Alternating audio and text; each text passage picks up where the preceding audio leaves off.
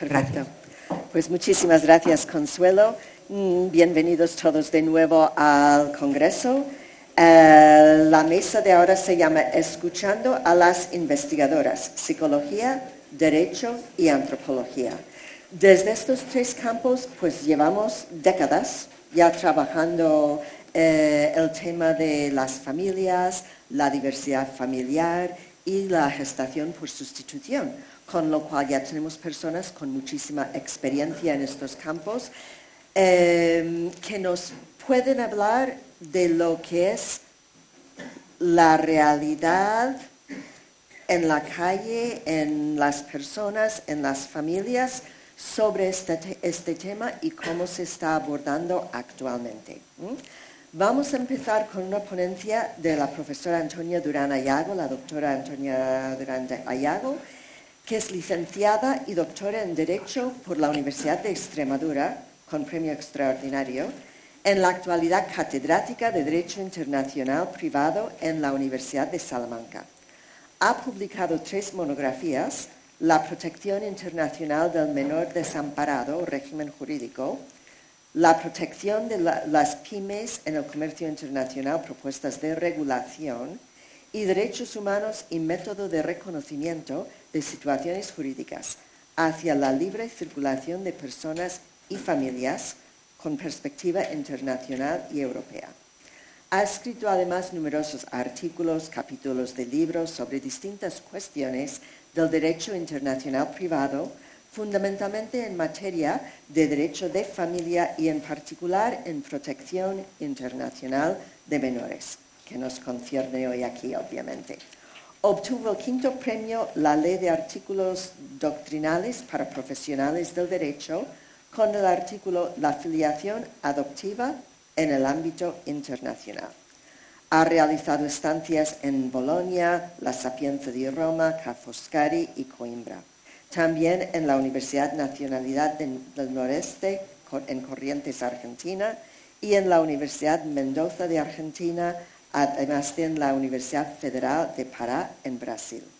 Ha sido secretario de su facultad en la Universidad de Salamanca, director del Máster en Derecho Español para Juristas Extranjeros y directora académica de la Unidad de Evaluación de la Calidad de la USAL.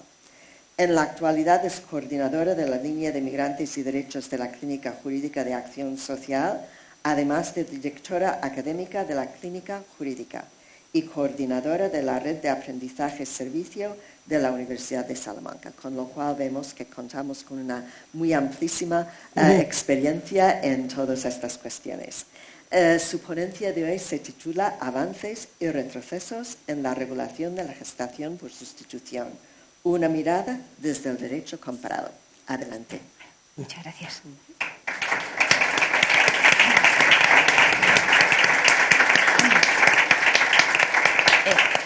Buenos días a todos y a todas, y para mí es un placer estar este sábado de septiembre con vosotros.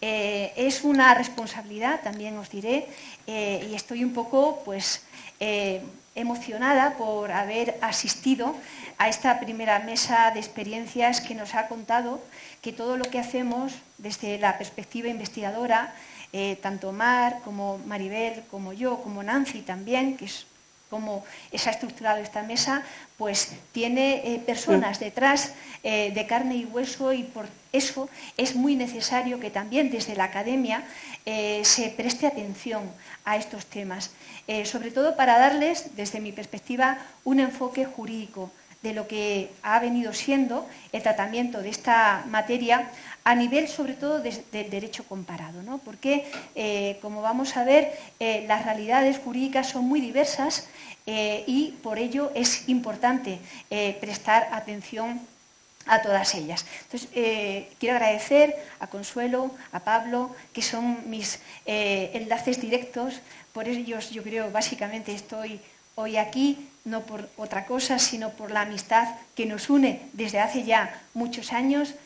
12 o 13 años, creo recordar que llevo trabajando el tema de la gestación o sustitución, por tanto ya, aunque sea solo por el tiempo que llevamos, algo, un poco, sé del tema.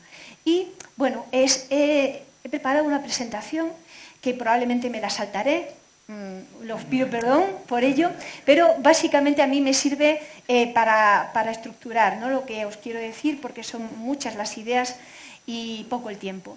Entonces, básicamente vamos a empezar contextualizando, luego vamos a hacer una breve referencia al derecho comparado desde la perspectiva legislativa y también desde la perspectiva de los avances y retrocesos jurisprudenciales que estamos viendo en los últimos años. Me voy a centrar en el tercer punto, en algo que yo creo que es muy importante para los que estamos aquí, que somos prioritariamente, no solo, por supuesto, pero en nacionalidad española. La refería antes Fina, la instrucción de abril de la Dirección General de Seguridad Jurídica y Fe Pública, esa involución tan importante y grave que ha supuesto. Y bueno, os daré las pautas de lo que va a ser un artículo que se va a publicar en Cuadernos de Derecho Transnacional. Aquí solo voy a dar un resumen y bueno, unas conclusiones breves. Entonces, yo creo que para organizar todo lo que os quiero decir, creo que a este tema nos podemos aproximar desde una triple perspectiva. La perspectiva del derecho interno, es decir, todos los estados que a día de hoy regulan de forma ética la gestación por sustitución, aquellos que no la regulan, aquellos que la prohíben. Entonces vamos a ver que hay esa triada, ¿no?, de perspectivas que ya la Conferencia de La Haya de Derecho Internacional en aquel primer informe de 2012 lo destacó, y que también el Tribunal Europeo de Derechos Humanos. Me ha emocionado conocer a Fiorella y a Silvia Menenson, que gracias por haber hecho posible que el Tribunal Europeo, ¿no?, empezara a emitir sentencias, que ya son 15, no es, ha habido muchas, ¿no?, en este tiempo, pero vemos que hay una perspectiva, por tanto, de derecho interno muy variable. Hay otra perspectiva, que es la del derecho internacional privado, que es a la que nos vamos a acercar aquellos estados, como España, que no regula desde el derecho material esta gestación, esta práctica de reproducción asistida, pero que hay familias, como todos sabéis, y muchos estáis aquí hoy, que han recurrido al extranjero, a países en donde es posible, y una vez que tienen a sus hijos, se presenta la problemática de cómo hacer para que accedan al registro civil español esas filiaciones que ya están acreditadas en el estado en el que los niños han nacido. Por tanto, la perspectiva de derecho internacional privado es, por ejemplo, la que se había seguido aquí en España hasta que llegó esta instrucción de 2025, de abril de 2025. Luego me detendré. Pero vamos a destacar que la perspectiva más importante, yo creo, es la de los derechos humanos. Porque, como vamos a ver, hay una serie de derechos fundamentales que están bajo todo. Vamos a hablar a lo largo de toda la mañana y todo el día de esta cuestión, pero están sobre la base de la dignidad de la persona, del respeto a la vida personal y familiar de los niños, pero también de los comitentes, la dignidad, pues por supuesto, también tanto de los niños como de la gestante, y el derecho a formar una familia, que existe, claro que existe. Lo regulan distintos convenios internacionales, pactos internacionales, declaraciones. Aquí os he puesto los más importantes. Yo creo que nos podemos centrar y focalizar en el convenio de los derechos del niño, fundamentalmente en el artículo 3, que habla de la necesidad de proteger el interés superior de los menores, y en el artículo 7, que dice que es necesario, desde que el niño nace, que tenga un nombre, y el nombre lo da la filiación, y una nacionalidad, que es la forma de que esa persona esté en el mundo protegido por una legislación que lo ampare. Eso está en la Convención de los Derechos del Niño de Naciones Unidas, del que España forma parte, lo sabemos, y muchos estados, prácticamente todos. Estados Unidos no, pero por las circunstancias que tiene en su estado para ratificar convenciones.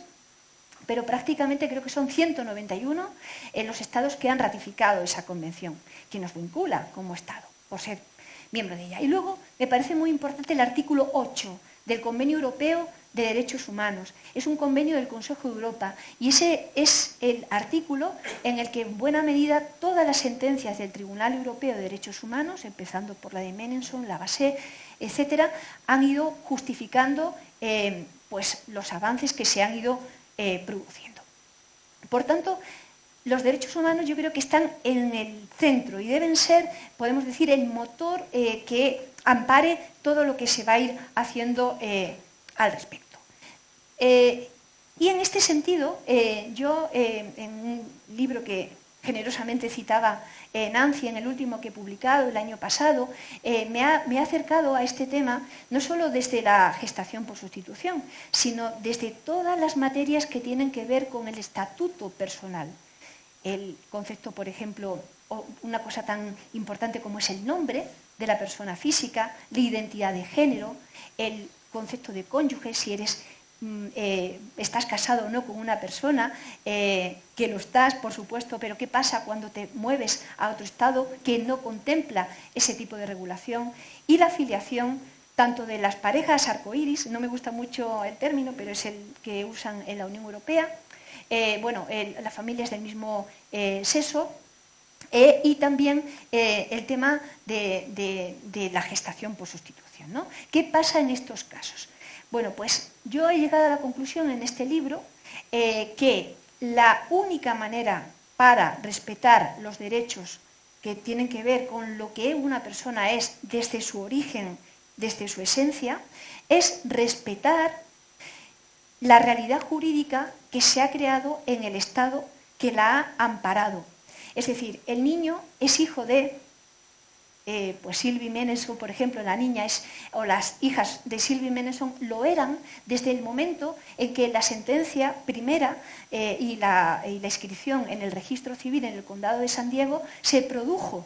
Desde ese momento, el que Francia luego impidiera que accedieran al registro civil francés, lo que ha hecho es poner a esa familia en una tesitura que ha durado mucho tiempo de inseguridad jurídica, de, podemos decir, desasosiego, porque no tenían la nacionalidad francesa, porque no se les reconocía toda una serie de derechos y al final lo que estaban haciendo es vulnerar ese derecho a que Fiorella, por ejemplo, Menelsohn fuera Fiorella Menelsohn desde que nació, desde el mismo momento en que ella llegó a este mundo. El que Francia haya tardado tanto en reconocerla como lo que ha sido, lo que ha supuesto es una, a mi juicio, y lo ha reconocido el Tribunal de Justicia, el Tribunal Europeo de Derechos Humanos, es una vulneración del derecho a la vida personal y familiar de esta niña, ¿no? Entonces, es un poco más complicado,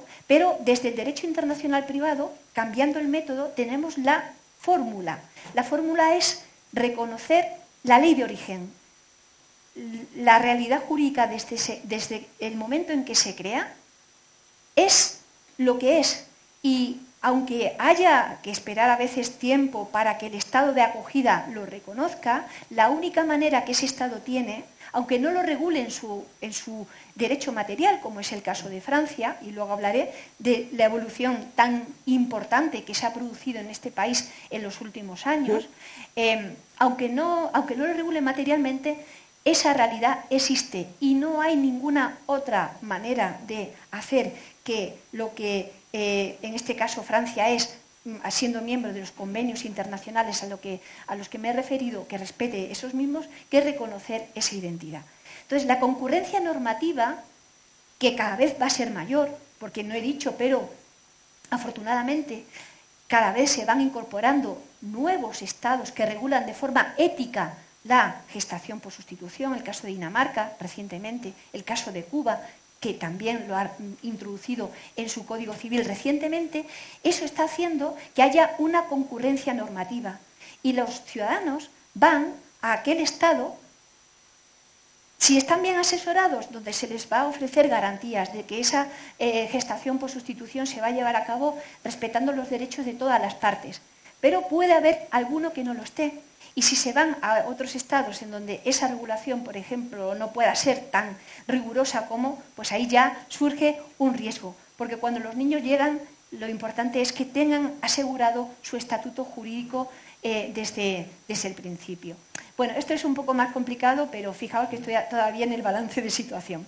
Bueno, básicamente para introducir, Claro, en las sentencias primeras del Tribunal Europeo de Derechos Humanos, en concreto en la de Lavasset, que fue conjuntamente dictada el mismo día junto con la de Menenson, se hacía un estudio de derecho comparado que ha ido evolucionando. Daos cuenta que esta sentencia es de 2014. Bueno, ahí se hacía un análisis de lo que antes os decía, la variedad que existe entre los estados que son parte del Consejo de Europa. Y ahí se ponía el acento en aquellos estados que la regulaban en ese momento. Yo he ido incorporando los nuevos, que cada vez son más, aquellos que no la regulan pero no la prohíben directamente, y aquellos otros que directamente la prohíben. Vale, esto conforme al derecho material, es decir, el derecho, por ejemplo, para que nosotros nos hagamos la idea, el Código Civil, ¿no? El Código Civil, que en España, por ejemplo, es donde se regula quiénes pueden ser hijos, cómo se puede determinar la filiación. Bueno, pero, ¿qué ocurre? Que ha habido, a mí no me gusta utilizar un término, pero que se ha hecho popular, el turismo reproductivo. Yo no hablo de turismo, hablo más de necesidad de buscar lo que el Estado propio no te ofrece. Entonces, es la fórmula que las personas van a tener cuando no pueden ser padres por medios propios y no pueden encontrar solución en el Estado donde normalmente residen, pues van al extranjero. Entonces, en esa perspectiva ya viene otra pluralidad mayor, que es, vale, yo no lo regulo materialmente, pero ¿qué sucede si a mí me llega un caso en donde tengo que inscribir a estos niños porque son hijos de españoles, porque así lo dice una sentencia extranjera, una resolución extranjera? Pues ahí también hay variedad. Hay algunos que no necesitan sentencia, simplemente transcriben la certificación registral del estado de origen. Hay otros que exigen simplemente una declaración y hay otros que necesitan sentencia, como en España hasta hace unos meses. Y como, por ejemplo, exige ahora Francia, como os diré. Pero hay algunos estados que de forma radical dicen que no va a ser posible. Pues todos esos estados que dicen que no van a reconocer, hay que tener en cuenta que están vulnerando el Convenio Europeo de Derechos Humanos, porque vulneran el derecho del menor a que se reconozca su vida personal y familiar, es decir, su identidad, quién es, cómo se llama, qué nacionalidad tiene, de quiénes son hijos. Es algo, podemos decir, que está en la esencia, ¿no?, de la persona. Bueno, esta es la óptica que me la voy a saltar un poco, pero el Tribunal Europeo, yo creo que es, todos lo tenemos en la cabeza, un factor, podemos decir, tiene un papel protagónico en toda la evolución que se está produciendo, ¿no?, en los últimos años, ¿no? ¿Y cómo se aproxima el Tribunal Europeo a esta diversidad? Bueno, básicamente el Tribunal Europeo no puede decir a ningún Estado que regule la gestación por sustitución. Ese no es su papel, eso lo determinará el legislador. Pero sí lo que tiene que hacer es que el Estado, en donde se plantee el caso, por ejemplo Francia, es el que más veces ha sido llevado al Tribunal Europeo. De hecho, de las 15 sentencias, que aquí os pongo todos los pronunciamientos que ha habido, 8 son contra Francia. Bien, bueno, pues lo que os quiero decir, Francia va a tener que decir qué solución me tengo que mover, porque claro, si no estoy haciendo que el Tribunal Europeo me condene porque no estoy alineándome con lo que he dicho que soy parte, soy miembro del Consejo, del Convenio Europeo. Entonces, si no hago lo que se entiende que ha de hacerse, es decir, no interferir en el reconocimiento de la filiación que ya ha sido creada en el extranjero, pues entonces voy a ser condenado, como ha sucedido, como os decía, en varias ocasiones. El Tribunal Europeo, de todas formas, hay que conocer todos estos pronunciamientos, cada uno tiene su naturaleza, no todos son iguales. Aquí os las he separado, hay 8 de las 15 en donde se dice que sí se ha vulnerado el derecho del niño a su identidad familiar y personal. Entre ellos, la primera, Menenson, y Lavasset, que son de la misma fecha, pero han venido otros con posterioridad. Se planteaba el problema de la madre, porque claro, desde el principio se reconoció, porque el Tribunal Europeo decía, bueno, si ha habido el padre biológico comitente es decir, ha aportado, pues ya es posible determinar esa filiación. Pero ¿qué pasa con la pareja? Si es mujer o si es hombre. ¿Qué hay que hacer? Bueno, en este caso inicialmente no se dijo que se vulnerara ese derecho, pero sí que se llegó al punto en donde decía, bueno, pero tiene que haber alguna fórmula para que el otro miembro de la pareja, el no biológico, pudiera regularizar su situación. ¿Cómo? Pues se le ocurría a través de la adopción. A través de la adopción. Pero ojo, la adopción no tiene nada que ver con la gestación por sustitución. Este es un error, por ejemplo, que se repite mucho en las sentencias del Tribunal Supremo Español. Y hay que entender que es diferente, porque la adopción está pensada para dar una familia al niño que la tenía, pero que ha quedado abandonado, desamparado. Aquí, en la filiación por gestación, o sea, por la gestación, filiación a través de gestación por sustitución, hay una filiación intencional. Es decir, el niño no está aquí, viene porque lo queremos traer y no podemos por medios propios. Por tanto, la diferencia, el origen, la naturaleza jurídica es diferente. Pero bueno, esto es lo que hasta ahora se ha encontrado. Y luego ha habido otros 3 pronunciamientos en donde había otras singularidades y no se ha entendido que se vulneraba este artículo. Entonces, el Tribunal Europeo, muy rápidamente, porque sé que ya me estaré excediendo, porque yo hablo mucho y bueno,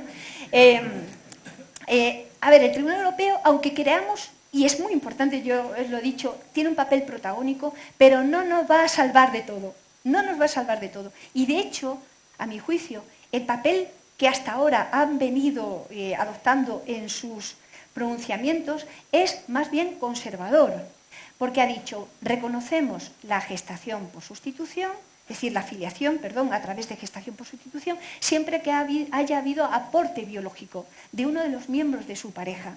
Pero ¿y qué sucede si no? En el caso contra Islandia, era una pareja de mujeres y ninguna de ellas había aportado su material genético. ¿Qué pasó con esas mujeres? ¿Cómo determinamos? Ahí, por ejemplo, hay una opinión, un voto particular del juez Lemes, en donde dice, ojo con la necesidad de poner el acento en la carga biológica, que a veces no existe, y que ese niño ha venido al mundo porque ha habido un proyecto familiar creado y, obviamente, no es posible, ¿no? Bueno, el caso Paradiso Campanelli es muy grave, ¿no? En ese caso, recordaréis que es una pareja italiana que fue a Rusia y el varón era pareja heterosexual, el varón había aportado a la clínica, a la agencia, su semen, pero se perdió. Y el gobierno italiano le retiró la patria potestad de ese niño y lo dio en adopción. Ojo que el Tribunal Europeo no nos va a salvar de todo, porque no acoge el método del reconocimiento de situaciones jurídicas, que yo creo que aquí está la clave. Reconocer, en base a los derechos humanos, la filiación ya acreditada desde el origen en el estado donde el niño ha nacido. El orden público luego va a venir, pero el orden público, ojo, hay que saberlo gestionar. En España, el Tribunal Español no lo sabe. Voy a ir luego al Tribunal Supremo, pero antes quería decir algo que, bueno, en lo que estoy trabajando. Voy a publicar, espero, pronto, un artículo en donde hago un análisis de todo lo que ha sido la jurisprudencia del Tribunal Supremo Español y la estoy poniendo en relación con la evolución que se ha experimentado por la Corte de Casación Civil francesa. Es asombroso. En Francia partíamos de un escenario mucho peor que el que nosotros tenemos. En Francia no era posible de ninguna manera, ni por posesión de Estado, ni por adopción, ni por por impugnación de la paternidad biológica, no se podía determinar otra vez la filiación. Esto vino al Tribunal Europeo. Gracias, Sylvie Menenson, familia Menenson, por dar ese paso, porque los casos que se convierten en causas a veces hacen que todo se mueva, y en este caso ellos han hecho, estoy segura, que la Corte de Casación francesa vaya evolucionando. Y fijaos en qué momento está. Llega un informe de un jurista Folquerion, de francés, internacional privatista, que acoge la Corte de Casación, y en 6 sentencias del año pasado, entre octubre y noviembre, cambia absolutamente todo. Me he saltado mucho, porque hay también un cambio en la legislación del artículo 47, bueno, mucho. Pero llegan al punto, curioso, llegan al punto donde nosotros estábamos en España con la instrucción de 2010. Ojo, porque dicen, bueno, a ver, no vamos a transcribir el certificado, pero si hay una sentencia del Estado de origen que acredite esa filiación y, aquí viene lo más importante, y hay un control por parte del juez de origen francés en donde se acredite que no ha habido ni tráfico de menores, que no ha habido explotación, por supuesto, que ha habido consentimiento informado por parte de la gestante, que es los casos que conocemos todos y que básicamente son la mayoría. Si todas esas circunstancias se dan, el orden público francés no puede entenderse que se ha vulnerado y tenemos que reconocer obligatoriamente esas resoluciones en Francia. Y esas 6 sentencias han posibilitado que en abril de este año el homólogo a la Dirección General de Seguridad Jurídica y Fe Pública haya emitido una resolución en donde se dan las pautas que nosotros teníamos ya en la instrucción de 2010, que es verdad que criticamos mucho, porque nosotros algunos juristas pensábamos que el legislador era el que tenía que moverse, pero nos hemos dado cuenta de que mejor era eso lo que ha llegado. Entonces, Francia, ojo, Francia ahora mismo está en una posición mucho más avanzada, teniendo 8 sentencias del Tribunal Europeo de Derechos Humanos en contra, que en la posición que está España. Porque ahora os diré, porque no podía venir aquí y no hablar de la instrucción. 2 líneas, muy breves. Intento que sean breves. A ver, esta instrucción llega después de 5 sentencias del Tribunal Supremo Español, en donde en todas ha sido ponente el mismo magistrado, el señor Sarazá. Este magistrado no entiende para nada el proceso de gestación por sustitución que se ha llevado a cabo en el extranjero. Parte de la base de que todo es lo que él conoce, que es el Código Civil Español. Y claro, es ponerse las gafas de una realidad material para entender lo que es una realidad plural que el mundo nos acaba en España, obviamente. Todo lo que estamos aquí yo creo más o menos lo podemos intuir, pero él no. Y ahí está la cosa. Él no lo entiende. Fijaos, estoy trabajando sobre este tema y he vuelto a estudiar todas las sentencias, y en la primera que hubo, en 2014, es curioso, ¿no? Porque fue muy discutida, salió con 5 votos a favor y 4 en contra, y esos 4 en contra lo encabezaba el magistrado Seijas, al que se adhirieron otros magistrados, pero si leéis el voto particular, ese voto particular es el que debería haber prevalecido desde mi punto de vista durante todos estos años, porque es a cada cual mayor despropósito. Es siempre la misma argumentación, yo le llamo argumentario: explotación reproductiva, tráfico, venta de niños. Es decir, pero bueno, este señor, ¿de dónde? ¿No? ¿Por qué se aproxima a la realidad desde esta perspectiva? ¿Por qué hace este análisis?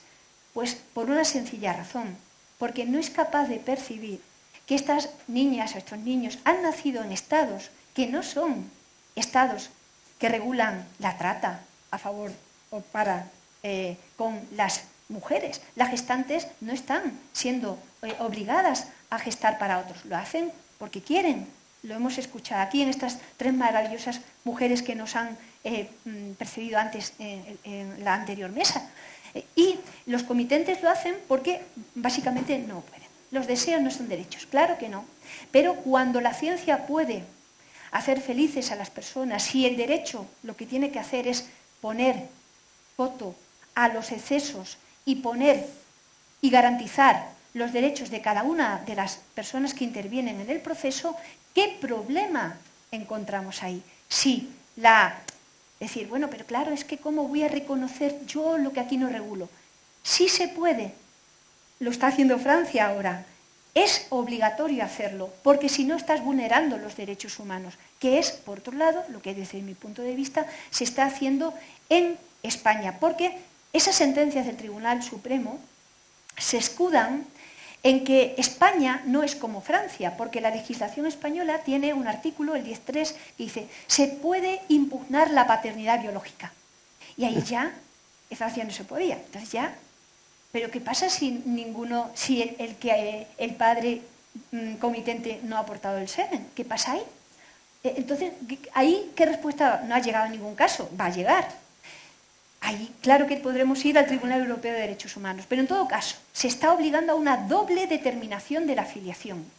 Y esa doble determinación de la filiación genera un limbo jurídico de un periodo de tiempo desde que el niño nace hasta que se reconoce, si es que se reconoce, o se vuelve a determinar la filiación en ese estado, que de quién es hijo, qué derechos tiene.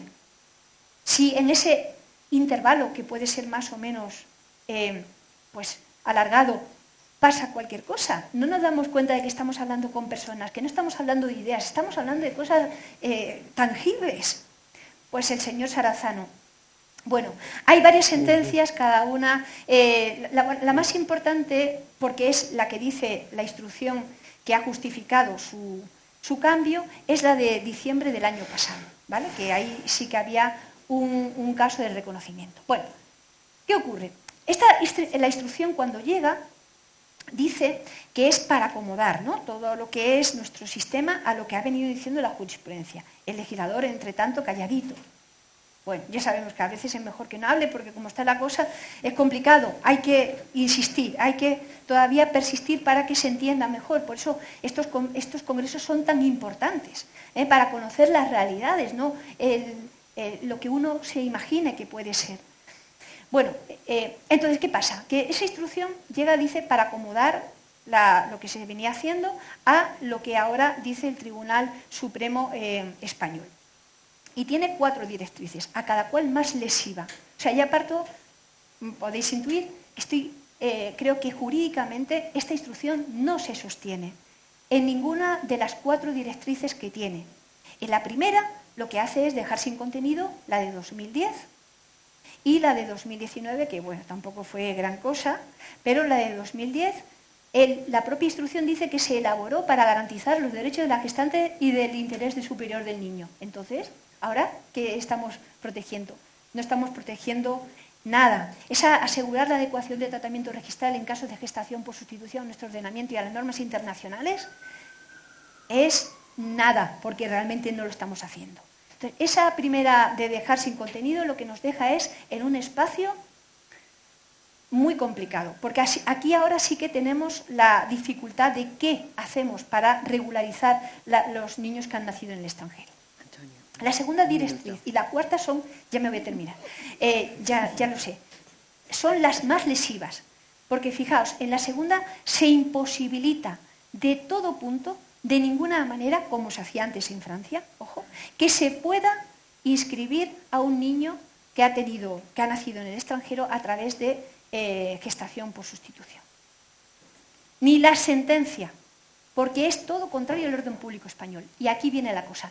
El señor Saraza no sabe que el orden público no se puede utilizar con carácter amplio, ingénere, tiene que ser caso con caso. Demuestre usted que realmente ha habido trata en los casos que se niega a reconocer, o que ha habido tráfico de niños. Si no lo hay, ¿por qué te opones?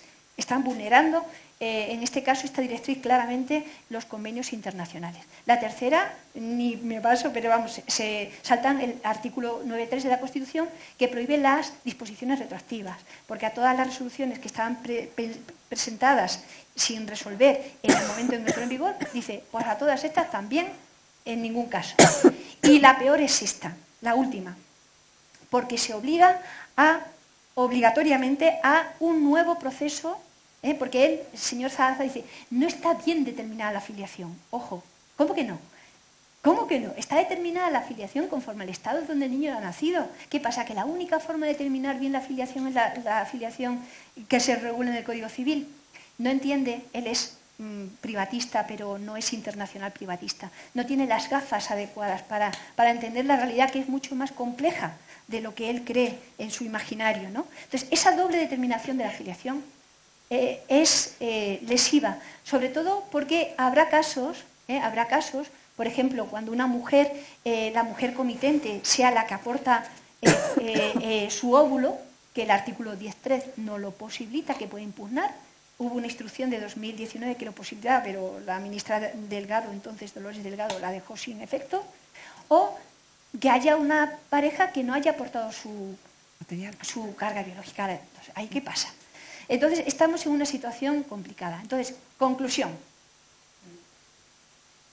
Vivimos un momento difícil, en España sobre todo, porque está todo muy polarizado. Tenemos al señor Sarasa como magistrado ponente de todas las sentencias que está habiendo en gestación por sustitución. Tenemos que intentar que alguna de los casos que lleguen a los tribunales puedan terminar en el Tribunal Europeo de Derechos Humanos, porque si no va a ser complicado. Los casos de gestación por sustitución no van a terminar. No van a terminar porque cada vez es mayor la variedad de estados que afortunadamente la regulan de manera ética, que es la que proponemos todos los que estamos en esta situación.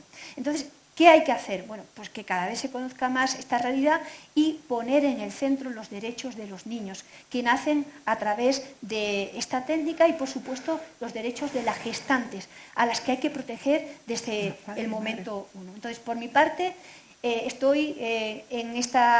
seguiré trabajando sobre el tema y, bueno, disculpadme el exceso de tiempo y nada, muchas gracias a vuestra disposición.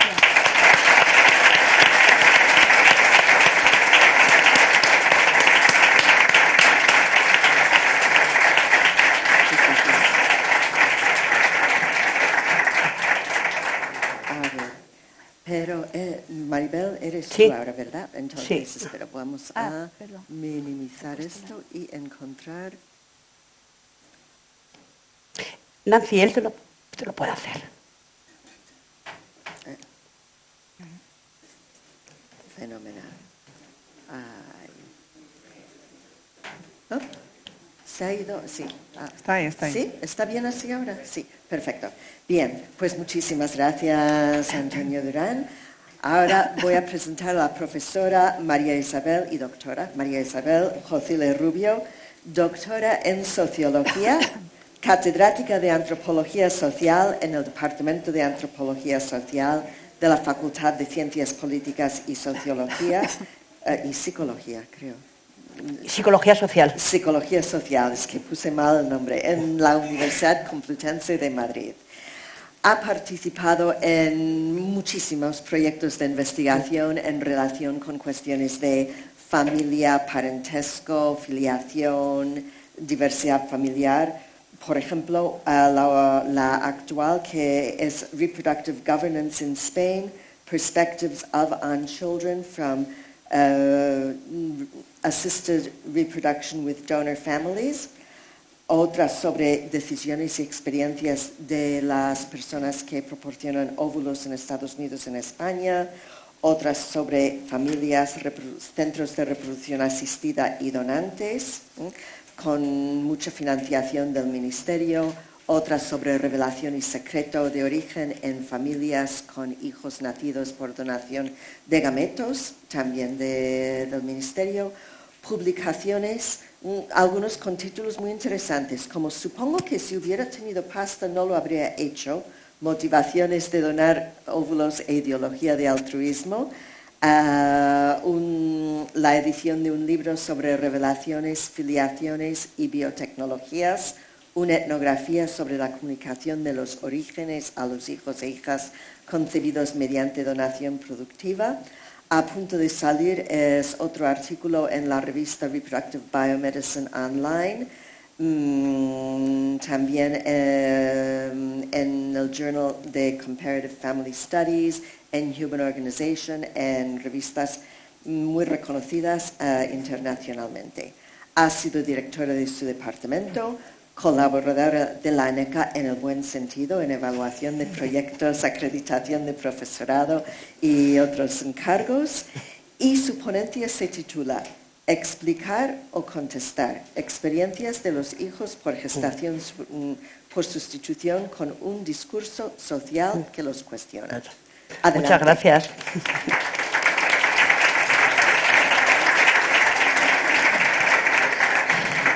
Pues nada, buenos días. Esto también quiero agradecer a los organizadores, particularmente a Pablo y a Consuelo, que son mis contactos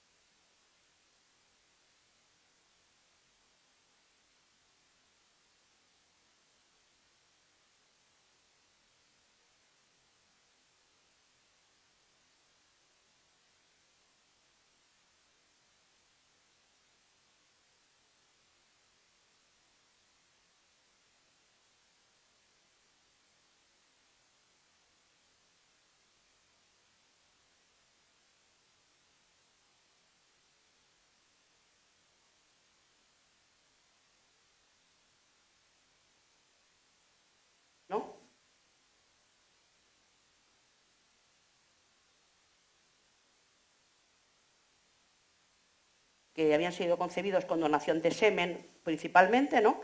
Y en este caso, pues por lo común, ellos no están vinculados a través de sus padres con asociaciones, pero ellos mismos no forman parte de una asociación. Esto, es decir, que en España, frente a lo que comentaban antes Fiorella y Lía, pues no se ha dado el paso aún de pensar, tenemos también que defender nuestros puntos de vista a partir de nuestros grupos particulares, ¿no? Dicho esto, lo que nos interesaba era conocer, como decía antes, qué tipo de experiencias tienen estos hijos, ¿no? En el caso de España, que no van a ser, ya verán ustedes que no son muy diferentes de las que han expresado las tres invitadas de antes, ¿no? Pues una de las cosas que caracteriza esta experiencia es que cuando enfocan y hablan de su modo de concepción, lo plantean de una forma que nosotros llamamos de naturalización de los orígenes. Para ellos es algo natural. Es decir, muchas veces no saben ni siquiera por qué le preguntamos sobre el tema, porque es que es algo cotidiano de sus vidas. Es decir, ¿por qué me estás preguntando sobre cómo fui concebida o fui concebido, qué es lo que pasó, si es algo que es como si me preguntas por qué bebo agua todos los días, ¿no? En algunos casos. Es decir, es una forma de naturalizar su forma de concepción, igual que lo tienen naturalizado los que son concebidos por lo que llamaríamos reproducción natural sexual, ¿no? Entonces, esto podíamos pensar, porque es así, pero ellos, por ejemplo, tienen muy asumido el relato, es decir, están en un entorno tanto de la familia nuclear, por llamarlo, como la familia extensa, donde no es algo que se problematice, donde es algo que se vive en la cotidianidad, donde se habla de la gestante. Luego mencionaré un caso no como gestante, sino como Mary Jennifer, como hablas de la amiga o de la tía de hermana de tus padres, ¿no? Es decir, que tanto es así que en uno de los casos de las entrevistas con adultos, de un chico de 19 años, ni siquiera sabía utilizar bien el concepto gestante, porque no lo utilizaba. Entonces le preguntábamos, oye, ¿cuáles son los vínculos que tienes con las gestantes? Entonces pasaba a hablar de la donante, porque para ella la gestante era Jennifer. Ojo, ¿eh? Entonces esto muestra un poco lo que es la normalidad, ¿no? La naturalidad con la que enfrentan este tipo de cuestiones. Lo que voy poniendo por abajo son un poco testimonios de los hijos, como veis ahí, es decir, yo no lo voy a contar más cómo nací porque ya estoy cansada de explicarlo, también desaparecía, es decir, por una parte lo viven con normalidad, pero se ven impelidos a que en un entorno, cada vez que aparece alguien nuevo, en su colegio o algún amigo, pues tiene que explicar su forma de concepción porque no entienden en qué consiste, ¿no? Y lo toman por lo general con mucha filosofía diciendo tengo que enseñar al que no sabe, ¿no? Aunque ya estoy un poco cansada, pero efectivamente es comprensible que no lo sepan porque no es lo mayoritario, ¿no? Entonces, esto es una de las primeras cosas, la naturalización de los orígenes, que aquí también se veía en los Playmobiles, este es un Playmobil que es lo que utilizamos con niños más pequeños, este es de una niña de 9 años, donde dices, representa a tu familia sin más. Pone ahí sus dos padres, ella aquí y al lado la gestante, no hay más, ya está, ¿no? Al lado, pero no al mismo nivel, es decir, que como veremos ahora, lo que van a plantear ellos es que, en efecto, la gestante, como diré después, es algo importante, pero no es parte de su familia nuclear. La familia nuclear son sus hermanos y sus padres, en este caso, ¿no? Entonces, esto, por ejemplo, lo dice Aina, que es uno de los casos estos de familias heteroparentales, de los pocos que entrevistamos, y le preguntamos, ¿y cómo consideras a las personas que participaron en ese proceso? Tanto a la donante como a la gestante, dice, no son familia. Lo tenía claro, que son importantes, que tenía vínculos, pero no son su familia. Esto es una cuestión que también lo han dicho antes, como decía... Por alguna razón creo que no me... Vale, gracias. Bueno, otra de las cuestiones que nos preguntamos en relación con este proceso de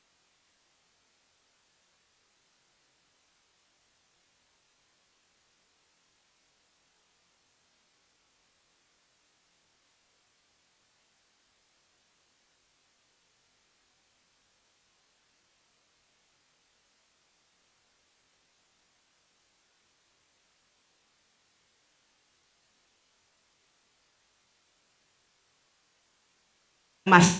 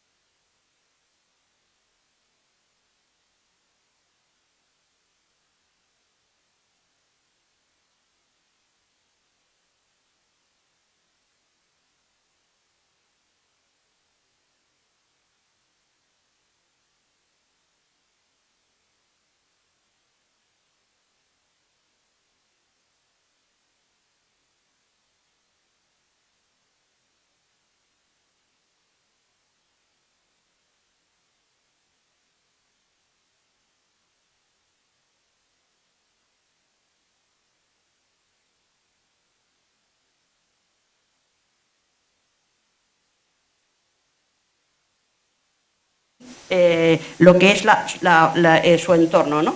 En este sentido. Bueno, otra de las cuestiones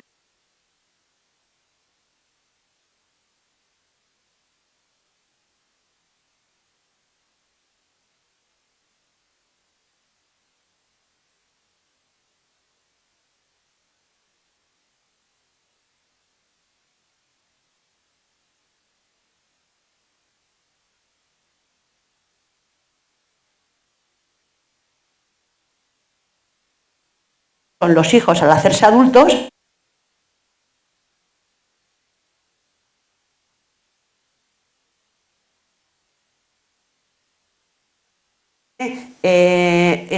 he hablado con Mary y Mary me ha dicho que te felicita el cumpleaños, o me ha dicho que ¿cómo estás? ¿No? ¿Qué le digo sobre ti? ¿No? Es decir, que siempre cuando son pequeños está mediado por los padres, como se puede ver aquí, ¿no? Y en cambio cuando son mayores pues ya es una cuestión que casi es lógico, casi es de cajón, ¿no? Que ya cambia bastante la situación, ¿no? A ver. Y esto es una diferencia que hemos vimos entre hijos menores y los hijos adultos quiero decir mayores de 18 años, ¿no? Pues con ese papel diferente de la mediación. Las formas de contacto también varían, ¿no? Es decir, en los más pequeños pues es a través de los libros que elaboran las familias sobre cómo nacieron, videollamadas, felicitaciones de cumpleaños, etc. Y en el caso de los hijos adultos, la mayor parte de los contactos se producen a través de redes sociales. El tema de las redes sociales, como luego verán, es fundamental en el caso de los mayores de 18 años, tanto para entender qué mensajes les llega sobre la gestación subrogada y cómo reaccionan frente a esto, como para contactar, o bien sea principalmente con la gestante, que es con la que suelen tener más contacto, pero hay algunos casos que es al revés, es decir, que porque la gestante no ha querido, es con la donante con la que posteriormente han mantenido. Es una minoría, pero hay algún caso que también, ¿no? Porque variedad, como se decía antes, hay bastante. Y luego, con respecto a la actitud, nos hemos encontrado que con los hijos más pequeños existe ese contacto, es una persona importante, pero no hay un gran interés en profundizar, en conocerlo más. Es decir, con lo que conocen ya les basta, ¿no? Les preguntas y no hay como una curiosidad, pero ¿no querría saber algo más? No. Es decir, si alguna vez esto vamos allá, pues a lo mejor sí pregunto, pero ahora mismo no tienen demasiado interés. Cosa diferente a los mayores. En el caso de los mayores ya no solamente hay un reconocimiento de la importancia de la gestante principalmente, pero en algunos casos también de la donante, y hay una simpatía por un conocimiento directo personal. Aquí ya quieren ellos establecer ese contacto y algunos incluso han viajado solos a Estados Unidos en este caso, ¿no? Y lo que decía antes, la gestión de la relación se hace principalmente por redes sociales.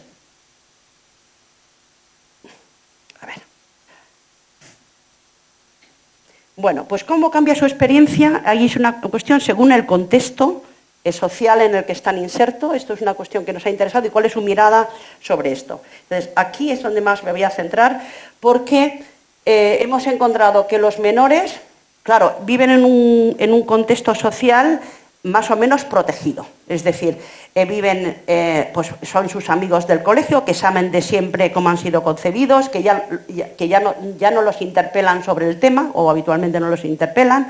Tienen unas familias extensas, especialmente cariñosas y encantadas de tenerlos formando parte de ellas, padres que les buscan en algunos casos colegios que sean amigables con la diversidad familiar, con lo cual están en un entorno más o menos protegidos. Y luego también nos encontramos con una sociedad española que tiene una especial deferencia con los niños frente a adultos a este nivel de qué se le puede decir, no se le puede decir, ¿no?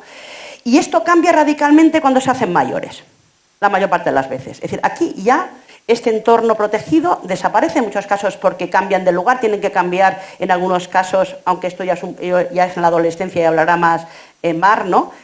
Al instituto, pero principalmente en los casos de los mayores de edad cambian a la universidad.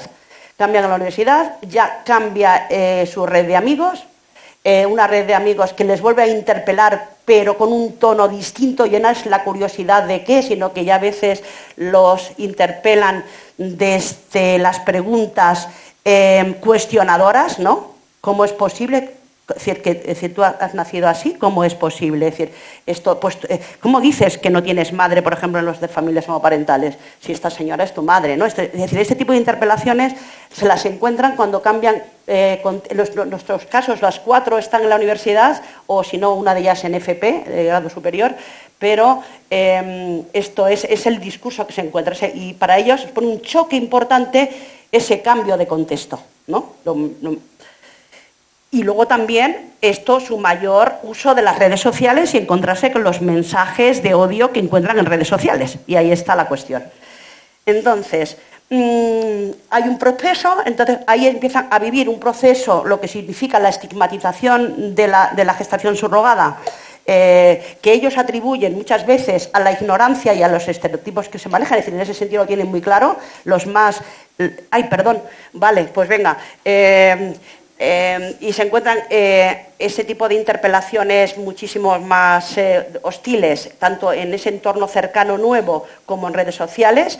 Los argumentos a los que se enfrentan son muchos otros, pero aquí hemos destacado principalmente 2, es decir, el argumento repetido de la explotación y mercantilización de las mujeres, el argumento que en España es más reciente debido a una psiquiatra clínica que los está difundiendo y lo están asumiendo diferentes grupos de grupos antigestación, que es el tema de los trastornos, es decir, alguien por haber sido concebido por gestación subrogada tiene trastornos sí o sí, y esto les llega a estos adultos, ¿no? Y la idea es, madre es quien te ha parido. Estos 3 mensajes son los que aparecen en estos discursos que ellos principalmente cuestionan, ¿no? Entonces, ante estos discursos, y ahora estoy hablando de adultos principalmente, ya, o adolescentes ya mayores o adultos. Las actitudes en algunos casos es ni te contesto, no merece la pena ni que te conteste, ahí está, pero en algunos casos se anticipa problemas, que es lo que va a hablar Mar, ¿no? Anticipa problemas, por ejemplo, ¿qué ocurrirá cuando vaya a la universidad? Porque ya lo están previendo en algunos casos, ¿qué ocurrirá cuando me vaya a tal lugar, ¿no? Y luego rebatir, y yo aquí me voy a centrar en cómo rebaten, que me parece muy interesante, la forma en que lo rebaten. Si me permite, Nancy, aunque sea rápidamente hacer... Ay, perdón, voy a... Bueno. Selecciona. Que seleccionen los que hay aquí. Vale, pues entonces, bueno, aquí no voy a poner entonces, simplemente que la forma de rebatir es discutir con la persona directamente, en un caso discutir en las propias redes, cuando aparece esto ellas y ellos intervienen. Algunos, 2 de ellos, hacen trabajos académicos justamente para poder rebatir esto. Hay 2 casos de trabajo académicos, uno de ellos maravilloso, que podría ser un TFG o un TFM. Bueno, los 2 de ellos participar en congresos, algunos de ellos han participado en congresos, también españoles, y entrevistas en medios, ¿no? Entonces voy a ir a cómo argumentan, que me parece... A ver si me da tiempo. Ay, por Dios, que no es capaz. Es la flechita, es la flechita. La flechita. Quiero adelantar, la siguiente va a ser lo último ya que... Bueno, Entonces, ¿cuáles son los argumentos en los que ellos se centran para rebatir este discurso hostil? Primero, insistir en que la gestación es algo voluntario por parte de las gestantes, no es una explotación. No me da tiempo de sacar aquí... bueno, me da tiempo de poner uno de los barbatins, si me dejáis. Me lo pasas tú, venga, pásamelo tú, bájalo un poquillo. Bueno, pues este es Jacobo. He puesto 19 años, sí, creí que había puesto 29, que oigo mal, ¿no? Entonces, bueno, pues lo que argumenta es justamente por qué si es algo voluntario, no es verdad que las mujeres estén explotadas, esto... No. Pues entonces, vaya. Tiene que dar en Ay, qué pena. Es lo mejor de todo, los testimonios de los chicos. Ahí está, Léelo si quieres. Pues venga, lo voy a leer. Por mucho que sea voluntad... a ver, esto, bueno, dice... lo que dice que es voluntario, pero que esto no exime de que la gestante pueda recibir una remuneración, y lo intenta justificar, ¿no? Porque a veces se plantean como cuestiones contradictorias y dice, tú te presentas voluntaria, dice, poniéndose en el lugar de la gestante, para hacer una cosa, pero eso no quiere decir que vayas a tener que pagar todos los gastos económicos del hospital, ni que vayas a tener que hacer frente al cargo de todo lo que esté causando que te hayas presentado voluntaria para hacer esto. Es decir, bueno, una cosa no es incompatible con la otra, entonces, ¿qué me hablas de mercantilización? Si lo que pasa... ¿Vale? Esto es uno de los argumentos que utilizan, voluntario, pero eso no, y el hecho de que se haya una compensación, ¡ay, por Dios! Lo siento, yo... Ay. Al final del todo, vamos a... Nancy, es que... Tranquila.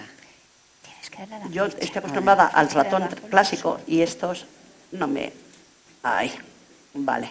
Entonces, busca lo que Bueno, quieras. luego otro de los argumentos es que si fuese solo mercantilización, no se establecerían las relaciones de afecto que se establecen con la gestante. Y en esto insisten, en las relaciones de afecto con la gestante. Es decir, nos queremos, ellas tienen contacto conmigo y hay algo más, ¿no?, que lo que es la sola relación de cuando se estableció el contrato para gestar. No voy a ponerlo esto porque me voy a confundir. Ábrelo si quieres y lo ves tú.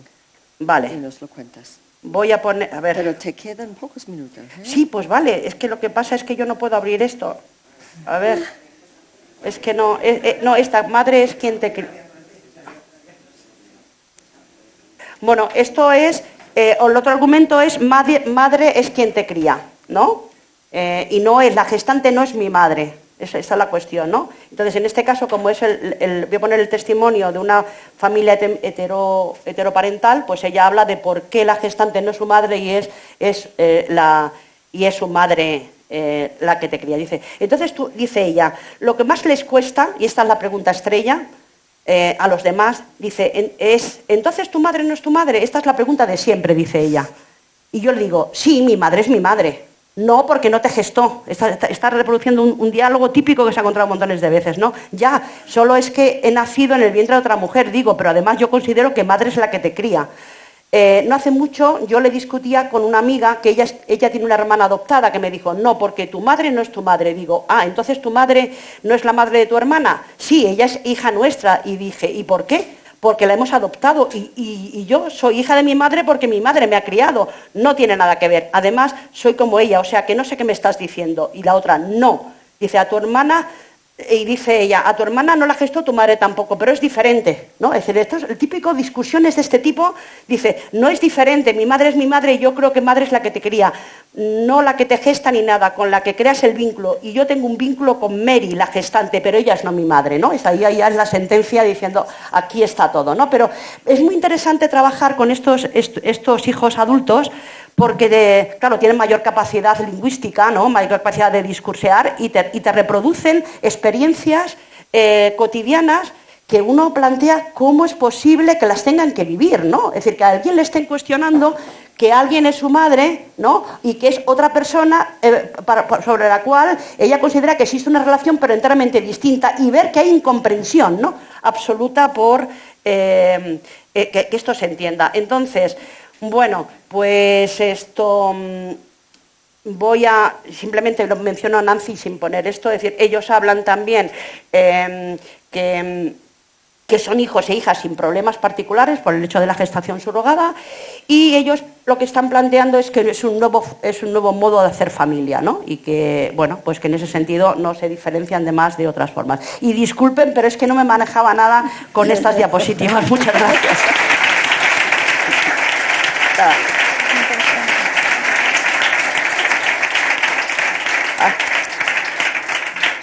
No me manejo con las diapositivas. Pero se ha entendido Muy bien. Se ha entendido, menos Pues mal, porque- muchísimas gracias, Maribel.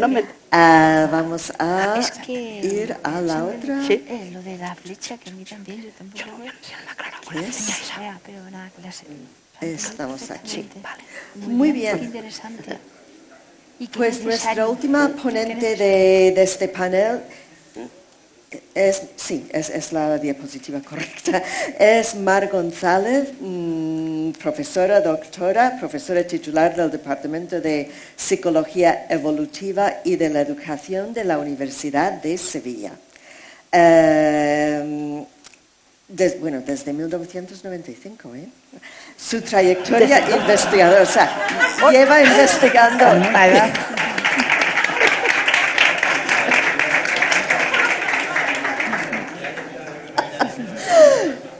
Lleva investigando pues por lo menos 30 años y probablemente más en estas cuestiones, que es importante de tener en cuenta. Su trayectoria ha estado ligada sobre todo al estudio de los contextos familiares no convencionales y muy especialmente a los de familias de madres lesbianas o padres gays. Su primer estudio con familias homoparentales con hijos o hijas menores sirvió para fundamentar el cambio legislativo que permitió el matrimonio entre personas del mismo sexo en España. Muy importante. En la actualidad está analizando las experiencias de chicos y chicas que han nacido por reproducción asistida o gestación por sustitución y que viven con parejas del mismo o distinto sexo. Ha sido también concejala del Ayuntamiento de Sevilla, aunque estamos muy contentos de haberla recuperado para la universidad a tiempo completo. Y su ponencia de hoy se titula ¿Qué sabemos del desarrollo psicológico de las chicas y los chicos gestados por sustitución? Mar.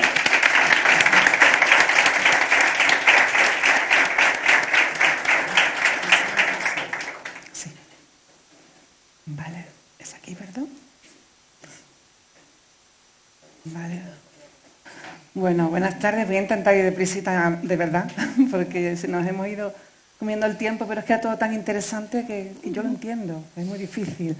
Este es un tema que nos apasiona y agradecemos muchísimo a la organización que abra espacios de escucha, que abra espacios de intercambio, porque son fundamentales. Estamos en una sociedad que no se está escuchando, que se está gritando directamente, y necesitamos podernos escuchar y escucharnos con las orejas bien abiertas, para poder aprender de lo mejor, para poder corregir lo que no está bien, para poder aprender de cómo hacer avanzar la sociedad y garantizar los derechos de la infancia y la adolescencia. Vamos a empezar del tirón. Yo, como hoy contaba Maribel los datos de lo que estamos viendo ahora, pues he decidido les propuse hacer una síntesis de lo que se sabe ahora mismo sobre este tema a nivel de desarrollo psicológico. ¿Qué sabemos del desarrollo psicológico de los chicos y chicas que están creciendo, que han nacido por gestación por sustitución? Es un ámbito de estudio reciente, obviamente, como reciente es la realidad también, entonces básicamente es del siglo XXI, y se ha estudiado, sobre todo, cuando se ha estudiado a chicos, a niños y niñas y adolescentes, se ha estudiado en el Reino Unido, en Estados Unidos, en Italia, en Israel y algo, porque ha habido muestras mixtas y tal, en España, algo en Francia, algo en Bélgica. Se han estudiado tanto parejas del mismo y distinto sexo, como progenitores en solitario que han tenido a sus hijos o hijas por gestación por sustitución. La mayor parte de las investigaciones son transversales, o sea, se ha cogido en un momento determinado a una familia y se ha estudiado a sus criaturas, pero hay un estudio longitudinal muy interesante que empezó cuando las criaturas acababan de nacer y que la última entrega hasta cuando tenían 20 años. O sea que, aunque no tenemos mucha literatura, sí que hay, empezamos a tener datos que nos permiten ir teniendo algunas respuestas a estas preguntas, que son las que nos vamos a hacer. He intentado resumirlo todo mucho. 1. ¿Cómo está siendo el desarrollo psicológico de quienes nacen por gestación por sustitución? 2. ¿Es similar o diferente al de quienes nacen por otras vías? Y 3. ¿Qué factores parecen influir en el desarrollo psicológico? ¿Vale? Bueno, ¿cómo es el desarrollo psicológico? Pues fijaros, las investigaciones que se hacen, básicamente lo que vienen a hacer es entrevistar a las familias, padres y madres, y a los niños y niñas cuando son pequeños, básicamente les pasan una serie de cuestionarios o son otras personas las que informan. Habitualmente informan los padres o las madres o tutores o tutoras, profesores, cuidadores, que completan cuestionarios en los que se analiza su desarrollo, su ajuste emocional, su ajuste comportamental y la autoestima, si se aplica evidentemente a los niños. Con los más pequeñitos utilizamos una herramienta con muchos dibujos y nos dicen si son niños de los que tienen muchos amigos y se ve un dibujito con muchos amigos, o de los que tienen pocos amigos, el uno con pocos amigos, ¿vale? Y con los mayores, pues ellos mismos completan los cuestionarios. Pues bien, con este tipo de instrumentos lo que sabemos es que los chicos y chicas que han nacido por gestación por sustitución son indistinguibles en desarrollo psicológico de quienes han nacido por otras vías. Se les ha comparado con quienes han nacido de modo natural, digamos, concepción no intervenida, o de quienes han nacido a través de otras técnicas de reproducción asistida, hijos de lesbianas por parejas de lesbianas o heterosexuales con intervención de donante o con distintas técnicas de reproducción asistida. Y estos datos que estoy diciendo se obtienen tanto cuando se analizan parejas, heteros u homos, como cuando se analizan padres gays solos. Los datos son idénticos. Sabemos que están creciendo bien, que tienen escasos problemas emocionales, escasos problemas comportamentales, por debajo de los niveles clínicos que decimos, y están desarrollando una buena autoestima, que es lo que básicamente los tipos de pruebas que se han utilizado. Con los adolescentes, ¿qué sabemos? Pues que efectivamente están desarrollándose bien. No solo sabemos que tienen, como ocurría cuando eran más pequeñitos, pocos problemas de ajuste emocional o comportamental, también tienen buena autoestima y con ellos además se ha evaluado el bienestar psicológico, cómo se sienten en su vida. Y también desvelan los datos que tenemos, es que tienen un buen bienestar psicológico. He ido poniendo todas las referencias al lado de los estudios que hay para que vean en qué nos basamos. Una de las cosas que se acusa a este ámbito de estudio es que solo hay un grupo de estudio, no apenas hay datos, no, hay datos. Hay datos y hay de distintas investigaciones en distintos países. Y en la ciencia se va avanzando así, se va acumulando evidencia, de manera que al final se hace teoría a partir de toda esa evidencia que se va acumulando. ¿Cómo lo viven los propios chicos y chicas? Déjame que ponga aquí un puntito de los que Maribel la pobre no podía poner. Una de nuestras chicas le decía a esta psiquiatra que anda por ahí diciendo que están todos trastornados, porque además lo dice así, trastornados. Yo le escribí y le dije, perdón, pero no es así. Yo he nacido por gestación subrogada, no tengo ningún problema, ni académico, ni de relaciones, ni con mi madre, ni me siento menos hija de mi madre, ¿no? Y hay una chica en la investigación del Reino Unido que decía, que así lo titularon el artículo, yo sé que no es normal, pero es normal para mí, y eso es lo que importa. Bueno, ellos están creciendo de modo normal, es la realidad, y es cierto que no están mostrando trastornos de ningún tipo. Los datos son muy claros y muy coincidentes, muy concluyentes. ¿Es similar o diferente a quienes nacen por otras vías? Pues por lo que sabemos, fíjate, la gran mayoría de los artículos dicen que no hay diferencias, en la gran mayoría, los tenéis ahí, en el desarrollo psicológico infantil y adolescente, y no se distinguen de quienes han nacido por otras vías o han crecido por otras vías, independientemente de la estructura familiar. O sea, esto se encuentra tanto cuando son padres solos los que se comparan, como los que se comparan son parejas que han tenido a sus hijos, parejas heteros o parejas homo que han tenido a sus hijos por gestación por sustitución. Hay algunos artículos, hay al menos 3, que encuentran mejor ajuste psicológico en alguna de las medidas, por ejemplo, en los nacidos con padres gays con respecto a la gestación por sustitución, padres gays por gestación por sustitución, con respecto a la población general. El estudio este de Green está hecho en Estados Unidos y entonces tenían los datos de de la población general y compararon los datos de su muestra con los de la población general y salían significativamente mejores. Eso ocurre a veces. Y ahora os cuento por qué creo que puede ocurrir. Y también se ha encontrado algo parecido en el estudio de Damore, que es un estudio internacional europeo, y en el de Checkman, que está hecho en Israel. Y encuentran que en algunas de las medidas de ajuste psicológico salen con mejor puntuación. ¿Por qué? Pues fijaros, probablemente ocurre aquí como pasa con las familias adoptivas. Las familias adoptivas salen muy bien siempre. O sea, cuando se hacen análisis de familias adoptivas versus familias que han tenido sus hijos por concepción natural, con frecuencia los niños adoptados salen mejor a pesar de la adversidad temprana. ¿Por qué salen así? Pues salen con frecuencia así porque tienen unos padres, además, muy empeñados en la paternidad. No es fácil ser padre o madre siendo padre gay, ¿verdad? No es fácil ser padre gay porque naturalmente no llegas, por azar no llegas y de modo natural no llegas. Tienes que hacer todo un esfuerzo por encontrar la vía para hacerlo, ¿no? Entonces, es gente que está muy empeñada, muy comprometida con la parentalidad y eso acaba teniendo siempre buenas consecuencias, que es lo mismo que pasa con los padres o madres adoptivos. En el estudio longitudinal, y eso lo voy a remarcar, cuando los críos tenían 7 años, este que se hizo con la Universidad de Cambridge en el Reino Unido, encontraron que a los 7 años los niños y niñas nacidos por gestación por sustitución, sin embargo, tenían más problemas internalizantes que quienes habían nacido de modo natural. Ellos comparaban, llevaban a 3 muestras, iban siguiendo nacidos por gestación por sustitución, nacidos por cauce natural y nacidos por reproducción asistida con madres lesbianas. Y encontraron que a los 7 años tenían más problemas. Sin embargo, a los 10, cuando los volvieron a ver, no lo habían tenido a los 3, que los habían visto, aparecieron a los 7, no se distinguieron de nuevo ni a los 10 ni a los 14. ¿Vale? O sea, de pronto a los 7 tienen más problemas. Golombok, que es la autora de la directora de ese estudio longitudinal, lo explicaba de un modo que es muy comprensible para quienes trabajamos en protección de infancia o hemos trabajado en adopción. Y es que en torno a los 7 años, efectivamente, estos niños que tienen orígenes que se apartan de lo común, tienen un tiempo en el que elaboran su situación.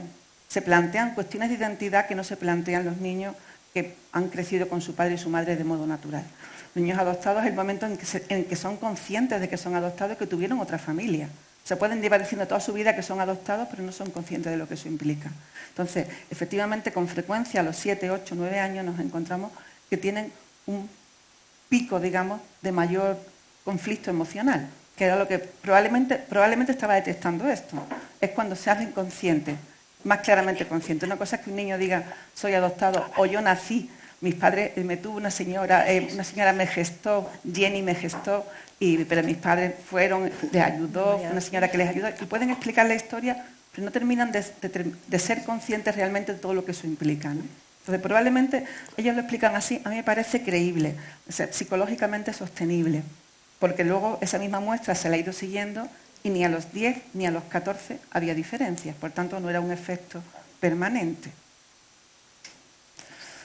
¿Qué factores influyen entonces en el desarrollo? Si no influye ni la estructura, como hemos visto, o sea, pueden ser padres solos o parejas, ni influye la orientación sexual, ni influye cómo has nacido, si has nacido por gestación por sustitución o has nacido por alguna otra vía, ¿qué factores han encontrado estas investigaciones que sí influyen?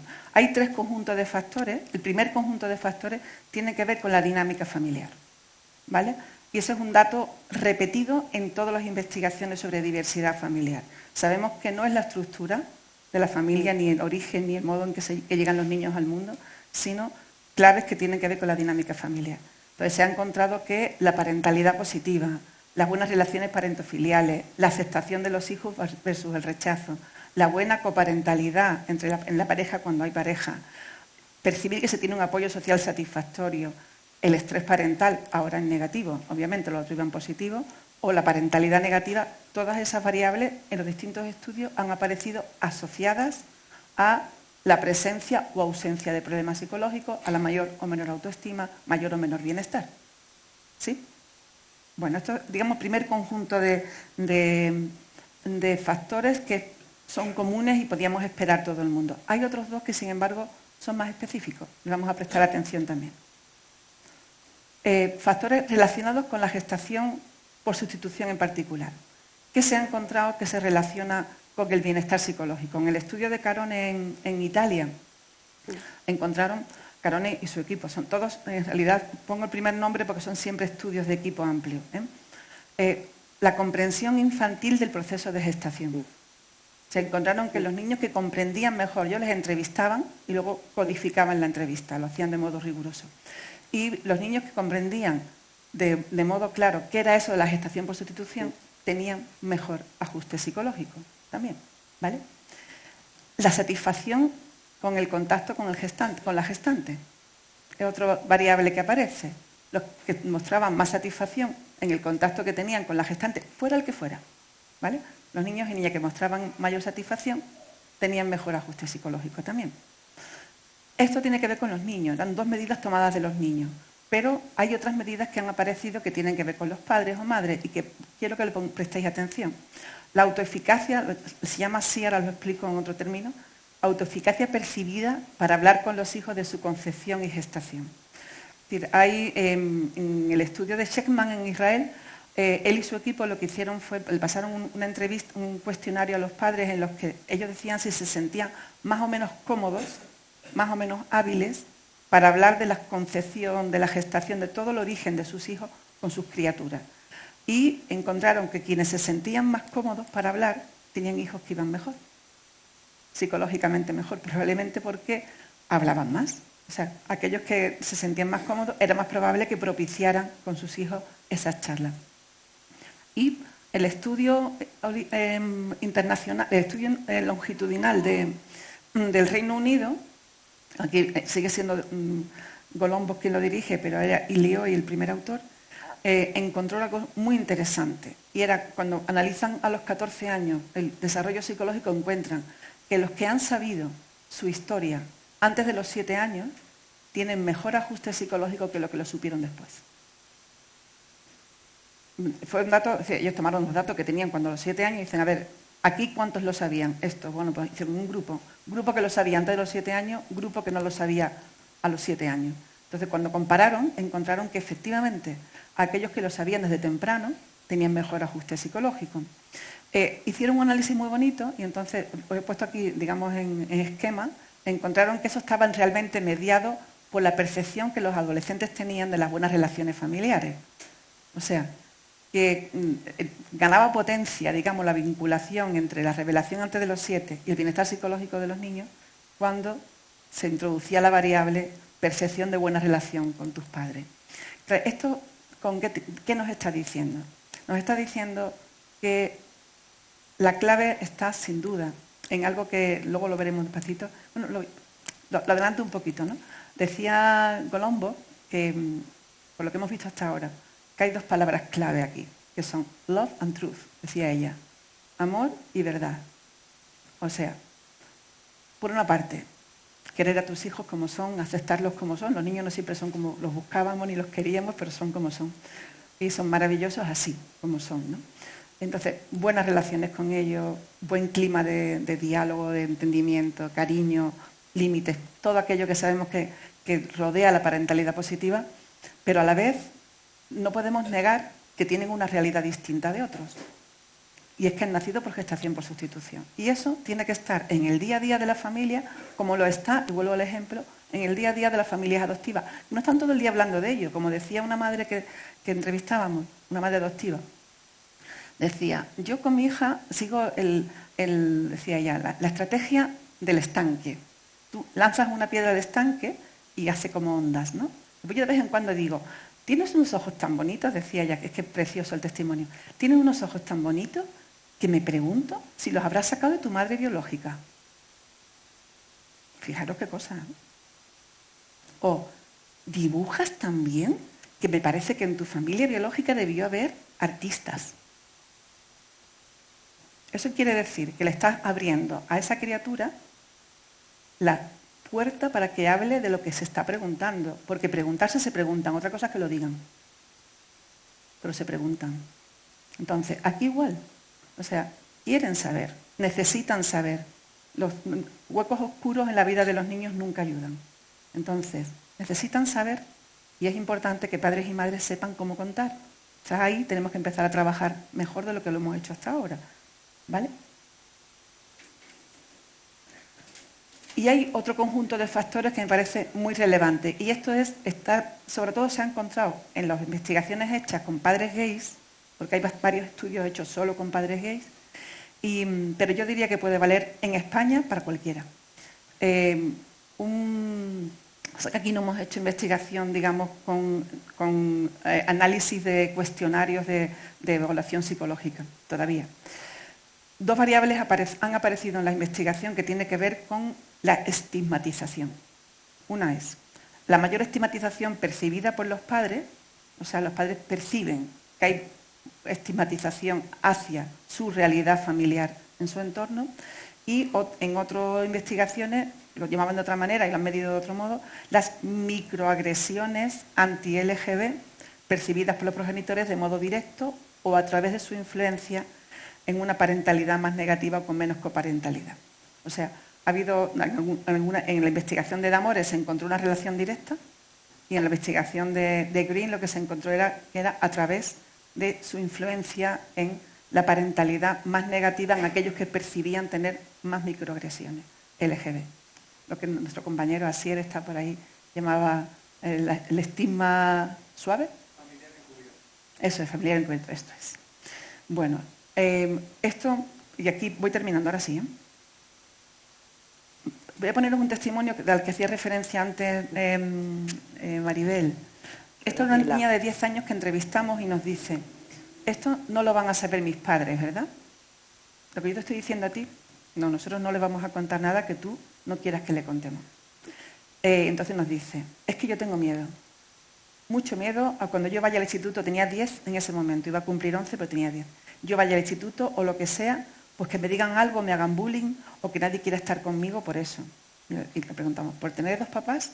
Dice: y por yo ser de subrogación. Porque ella miraba redes y veía lo que había. Entonces, no podemos tener a los niños de 10 y 12 años teniendo miedo. Tenemos que conseguir que esto cambie. Por eso estos espacios son cruciales. Esta sociedad no puede permitirse maltratar a los niños de esta manera como está ocurriendo. Tanto fue así, le animamos a contárselo a sus padres, porque lo iban a entender y la iban a ayudar y le iban a apoyar, y lo hizo. Y finalmente no fue al instituto que le caía cerca porque era muy grande, fue a un colegio privado que buscaron más pequeñito y bajo control, entre comillas, ¿no?, para asegurarse de que la transición no le causaba tanto dolor, y por lo que sé, la vi hace poquito, estaba bien. Una referencia solo a un término que yo creo que es muy útil, que es el término estrés de las minorías.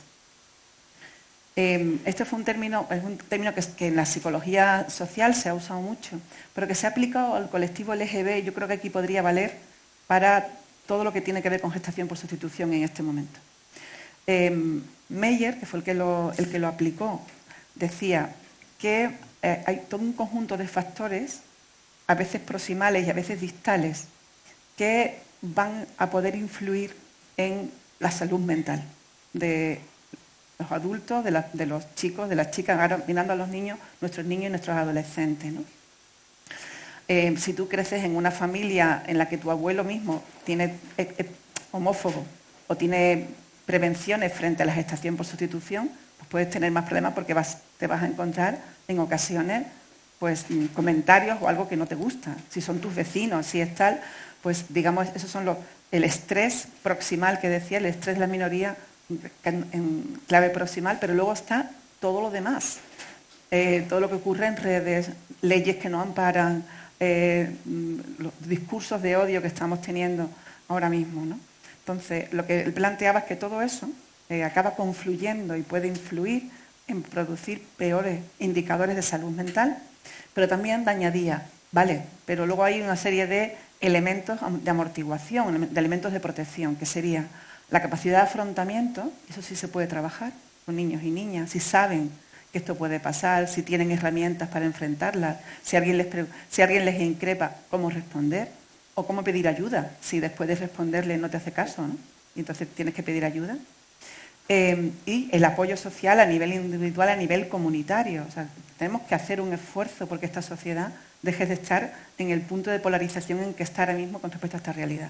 Hay que contar la diversidad que hay dentro y hay que advertir de que esto está teniendo consecuencias para los propios niños y niñas, o puede tenerlas, digamos.